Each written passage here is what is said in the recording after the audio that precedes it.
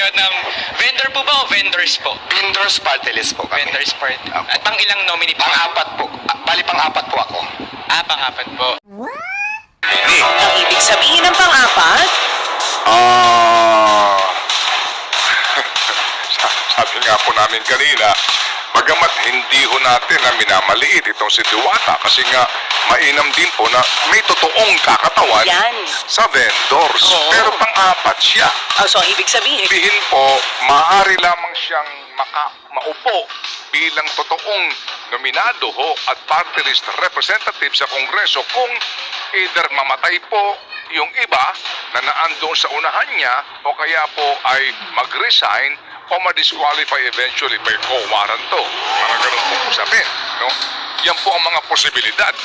Kasi kahit na ho sila mga 3 seats, pang-apat.